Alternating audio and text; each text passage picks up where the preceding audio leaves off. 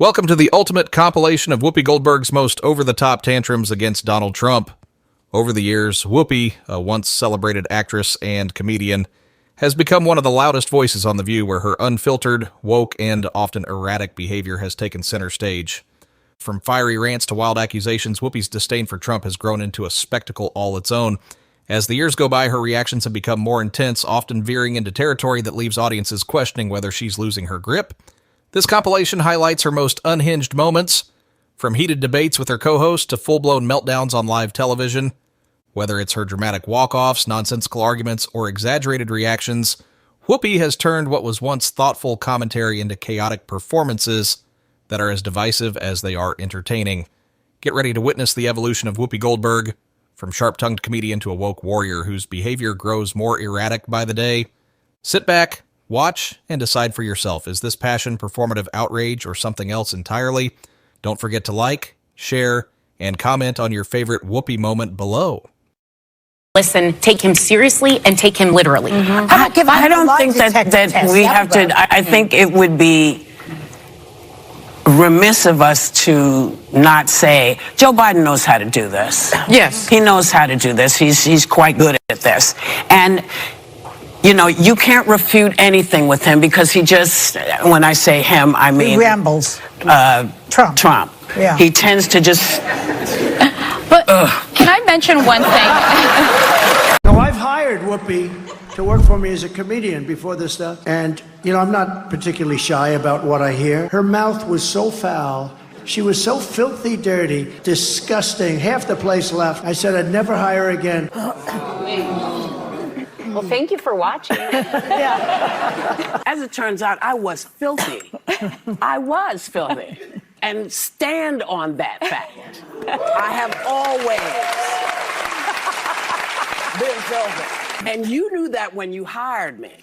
I headlined, babe, at your casino, which I might have continued to play had you not run it into the ground. There's something I love about this clip because Trump has a way of getting people to expose themselves for exactly who they are. Like, he'll have her being like, yeah, I am nasty and filthy and I do chop my genitals off and I blah, blah, blah. It's just, it really is his superpower at this point. But if he gets reelected, he will. Well, listen, if he gets reelected, we deserve what we get. Yeah. If we, I'm not voting for him. Don't put me in there. If we put him back in, if he gets back in, we deserve what we got because it meant that we were not loud enough or strong enough or that a constitution wasn't strong enough to keep this bozo out. Aha, your response, Governor. I think the ladies on The View have been more than loud enough. The problem is, when she says we'll get what we deserve, I'd love to get gasoline prices back when Donald Trump was president. Would love to see grocery prices 18% lower than they are under Joe Biden. That's why I'm an independent. Yes, but that's not a monolith. We're not, Democrats are not a monolith. Why can't you say when Democrats are wrong?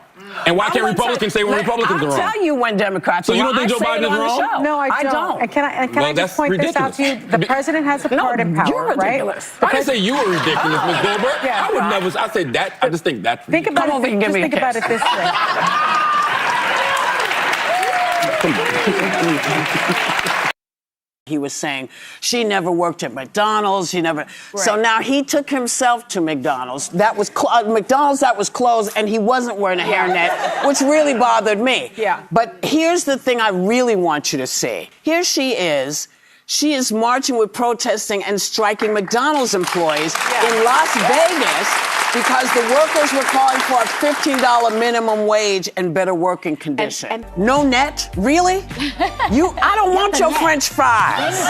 There seems to be a lot of talk about the dessert I requested for my birthday show. The place that made these refused to make them for me. They said that their ovens had gone down, all kinds of stuff. Perhaps they did not like my politics. Yeah. I know how hard my family has worked to keep this business alive. My bakers come in 2 or 3 in the morning just to have donuts and rolls for everybody to come in and say, we have the best rolls ever. When somebody else called without using my name, somehow they were able to accept an order of a different 48 of the same dessert. But it's all okay, y'all, because I enjoyed my delicious dessert and I had a happy, sweet birthday. This is what it's all about. Either you want it to work forward thinking, you want everybody to have the ability to say how they feel, what they want, to move forward, or you don't. Or you want somebody who says, I'm going to be on day one, I'm going to be a dictator. Who says it to you, tells you, I'm going to put you people away. I'm going to take all the journalists, I'm going to take all the gay folks, I'm going to move you all around and disappear you. If that's the country you want, you know who to vote for. If that's not the country you want, you have to make a decision. Still in a primary. It may be, they may like that, but I believe the people of the United States will make themselves very clear. I see you. I see that face you got. From your lips to God's ears. Just because you're in the office of the presidency, you can't just suddenly do whatever you want. You can't just round up journalists and all that stuff. Now, you know we can never go too long in this segment without featuring the work of the ladies of The View. Each and every episode showcases just how broken the hosts are, including the alpha female of the pack, Whoopi, who could not even bring herself to say Trump's name without spitting. Gross. I think it would be remiss of us to not say, Joe Biden knows how to do this. Yes. He knows how to do this. He's quite good at this. And you know, you can't refute anything with him because he just, when I say him, I mean... He rambles. Trump. Yeah. He tends to just... Can I mention one thing? They're so bitter, broken and miserable. Not sure why that makes me smile, but it does.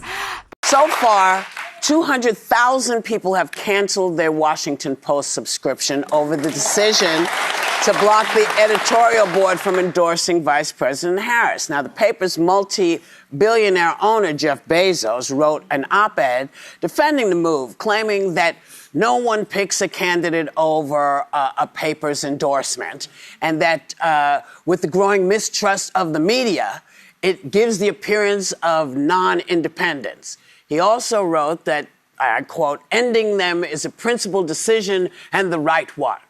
Now, when he took over the paper, the slogan was, democracy dies in darkness. Yeah. Well, Jeff, you just turned the light off again. That's why people are mad. Not that my opinion matters, but let's talk about 2020, because you do talk about 2020 in your book. The show? No, 2020. He talks about 2020. Can I address Hunter Biden first?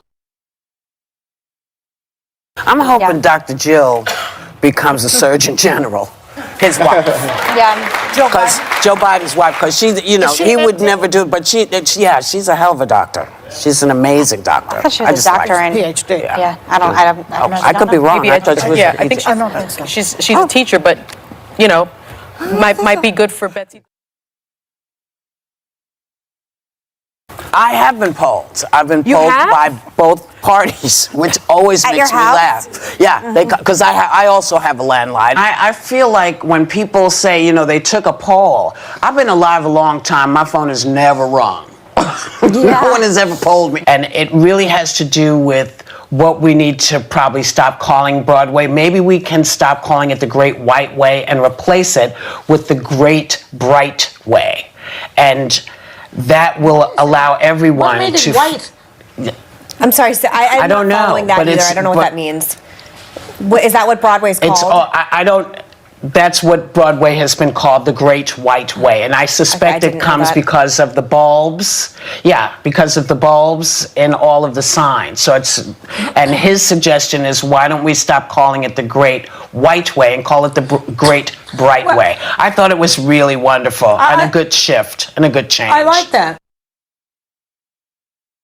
I don't understand the whole thing. I mean, I'm an only child, right? So I don't understand this whole thing.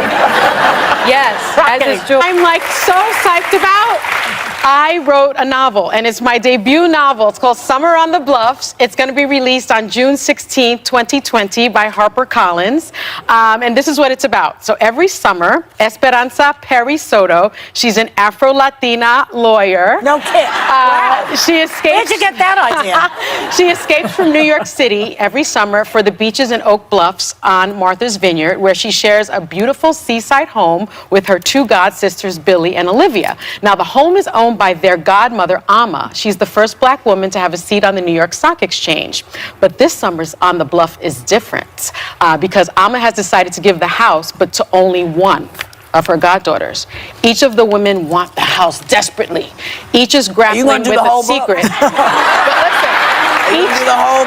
Each is grappling with the secret. Don't give the whole book away. Don't tell the whole book. Look, when is it available? Wait a second, that they fear will make them lose the house. We have 1 minute 33 seconds. And how long is and you can. Is this chapter 1 or 10? This is just about the book. And literally. Why is this a whole segment? And literally, everyone, it's available for pre-order right now. Okay, good. So happy Hispanic Heritage Month to everybody.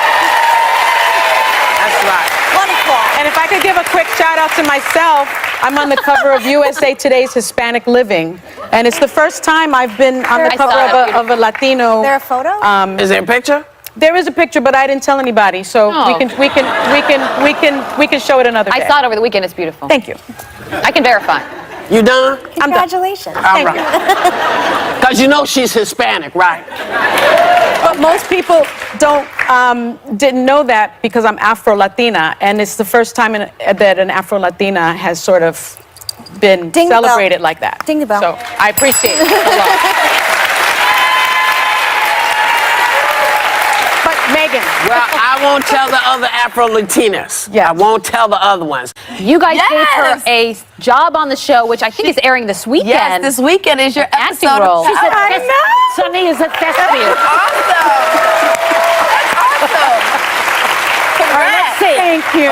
You said it was exhausting, though. You said filming was so much longer and harder than you expected. I didn't understand it. You know, here you come in, you talk, you go home. No. It was like this scene and that scene and over again and over again. For hours and hours. Oh, and say it this way and say it this way. I was thinking about Whoopi. I was like, oh, yeah. You know, I could have. I was like, I could have helped you with all of that. I did ask you, Whoopi. No, you did a not. little bit. No, you did not. A little bit. Always makes great TV when there's no love lost between the candidates. Oh, no, you got me all wrong. I respect Lorraine. It's just that I'd make a better governor. Oh, okay. I'll see you out there. A natural. That was seamless. Oh, my God. That was seamless. That's Give her an Emmy, you guys. I love it. It's definitely going to be a great episode, so I'm happy to have you be a part of it. Thank you. Yes, for sure. Well it's hard. It is not easy. It's not easy. That's why everybody can't do it. No. I keep saying. I didn't have. I mean, the first time I lost my virginity was I don't with my want to know. husband. I have nothing to say. But do you want to hear about it? I have nothing to say. I think it's sweet. But I'm actually curious about my husband. So many times, like one of the girls he's told me about lives in our neighborhood, and I run into stuff all the time. Lives in your neighborhood? Yeah, and I think when you're running against President Trump, facts matter. And you need to be. If you're running. He's tied to Joe Biden while Joe Biden was working in the White House. He has ties to Brennan, who's been leading the cabal on Trump. You are making money from the hotel based on the presidency. We're in the hotel business. All right, we're giving back. That's not a crime. They have a duty and obligation to honor their business unlike Hunter Biden, contracts. we didn't become international businessmen Guys, magically when we got in office. Listen, All right, and that's something that no one talks about. Don't do that. The world is still reacting to the death of Cuban dictator Fidel Castro, who died on Friday at 90. Now, Cubans are either dancing in the streets in Miami or they're crying in the streets in Cuba itself. Now, some critics are saying President Obama should have come out harder against the brutality of Castro's regime in his statement. Do we have a statement? At this time of Fidel Castro's passing, we extend a hand of friendship to the Cuban people. We know that this moment fills Cubans in Cuba and in the United States with powerful emotions, recalling the countless ways in which Fidel Castro altered the course of individual lives, families, and of the Cuban nation. History will record and judge the enormous impact of this singular figure on the people and world around him. Today, we offer condolences to Fidel Castro's family, and our thoughts and prayers are with the Cuban people. But I personally think, there's a lot of really bad stuff. And as president, I want you to say, you know what? Because a lot of people didn't grow up with the Castro regime as being bad. He said, man is dead. The Cuban people who are there are mourning him.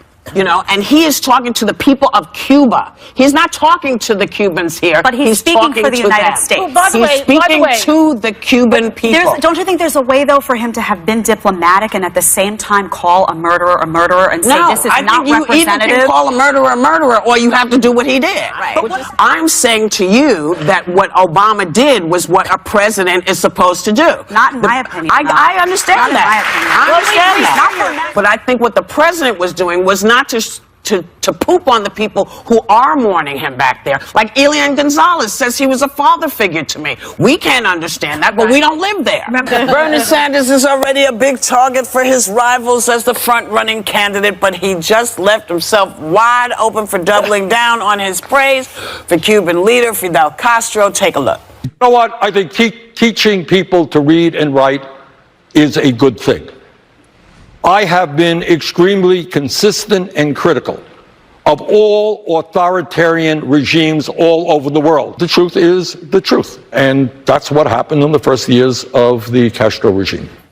So, what is he saying? To do well in Florida, a swing state, for that Latino contingent. I mean, they are not going to forgive him for this position. It's a dictatorship. Yeah. There is nothing groovy about a dictatorship. Yeah, I mean, it's just nothing good about a dictatorship. But for journalists, for anybody, I mean, wherever it is in the world, we bitched at people for getting next to people who were saying, oh, it's not so bad. It is bad. American voters don't understand nuance. They hear communism and go crazy. There's no way around that. This is as bad as you know who's saying there were good people on both sides. Yeah. It's the same thing. There's no way to get. I don't agree. Oh, I do. Once you start saying, well,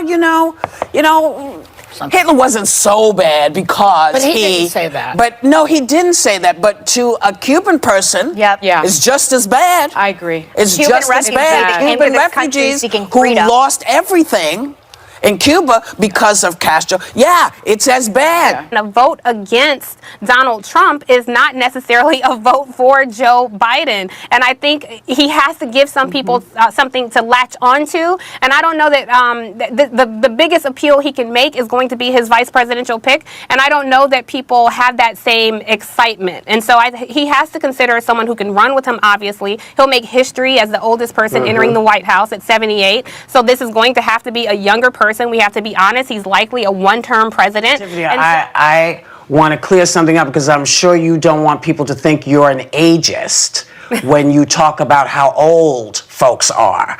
And I'm pretty sure that you want the best person to come in and try to get a hold of COVID and everything else that we're facing, because I, for one, am tired of 5-year-olds or folks that don't know what they're doing, who are just figuring it out, being in charge of everything. So I want some adults in there. I want some folks who know some stuff. Joe Biden has been making headlines recently because he's misspoke about some war stories that he's been telling on the campaign trail. Take a look.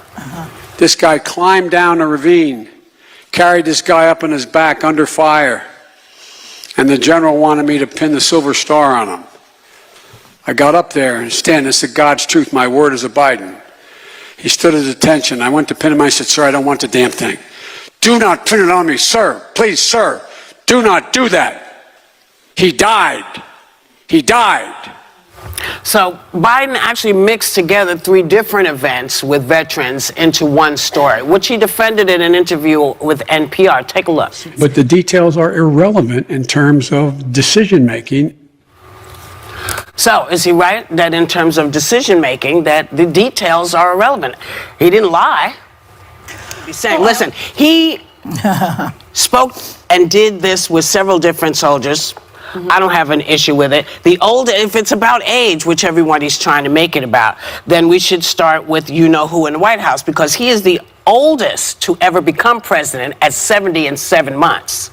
So I don't think it's age. I think sometimes if you've been telling a story a long time, it grows. I've done it. I don't know if you all have done it, but you tell a story and it's like, oh, you know what? And remember that happened too. And then suddenly you were marching up the hill, and then you brought all the kids, and you had your own baby, and you delivered it yourself. And, you milked 17 children while you were there. I mean, you just, stuff happens, but I'm not worried about his story. Well, he may be Teflon, but the truth of the matter is there's not a lie in the story. No. It's a convergence of 3 stories that went into one. As Joe Biden looks more and more like the Democratic nominee, there's a lot of speculation over who he'll pick as his vice president. So you know who he should pick, but he won't. You want Stacey Abrams, I know. I do, but the person that he actually should pick. Who? Michelle Obama, that's your favorite? No. A man or a woman? It's a woman. A woman. Michelle, not a Michelle. Wait, is she in like office? 20 questions. Wait, she's not. The person who really is qualified to do it, and he cannot pick her.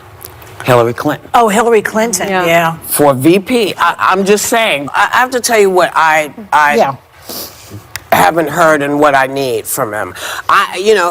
I don't know why everyone assumes that I'm unhappy with the people who do my insurance. You can't make that assumption for people. You have to allow people to make these decisions for themselves. Otherwise you're taking choice away. You have the right to decide. Nobody knows how your doctors work. Nobody knows what you need but you. So I want them to back off telling me what I have to do, because that's the same thing that I hear from other people. I think everybody should remember that this was also Hillary Clinton's thought years and years and years ago when she was trying to get health care for all. I'm just saying, I'm glad Bernie's put it out, but it's an idea that's been going for a long time. Yeah, she really never gets that credit. Teddy Kennedy. You're right, with Hillary care. Yeah. And I just thought we should say that, because I'm glad that Bernie is saying it, but he's not the first one to have said it. I felt like he was talking to young black voters. He was. Because they are all behind Bernie. And the point is, he feels, Clyburn, what's he saying? You can't get Bernie in there because Bernie will kill the down ballot. And Trump is going to not only win, but probably win in a landslide. That's what he believes. Yeah. And yet, a lot of these young black guys, and women, I guess, too, are behind Bernie. Well, as a black person, I feel. But I'm talking about. No, I know, but I don't think anybody knows where the kids are at. What we're going to find out going into 2020 is if the establishment really has any pull within their party like they did with Hillary, or if the vein of Alexandria Ocasio-Cortez, the socialist Democrat in that vein, is going to end up being the nominee. Democratic and I think they have the moved nominee on for what? from Warren. For the Democratic to be the nominee for president. Let me just say this about Ocasio-Cortez. She just got in on Thursday. She was sworn in. Yes. Yeah. And she's very opinionated, which we like. We like opinionated women. But it is very, very difficult when people make accusations where you say, the Democrats have done nothing. The establishment of the Democrats have done nothing. And you just got in there, and I know you got lots of good ideas, but I would encourage you to sit still for a minute and learn the job.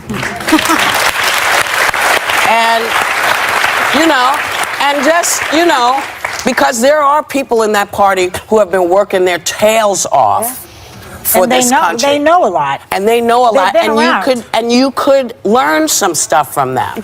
And I just feel like, you don't have to be born into it. You don't have to know it when you step out. But before you start pooping on people and what they've done, you got to do something too. I was very happy when you were elected because I thought it was a great step in a good direction. And then you lost me because it felt like you were saying to people like me that I was too old and didn't do enough to make. Well, that's what it sounded like. And to sort of hear it sound like you were dismissing us bothered the hell out of me. Of course.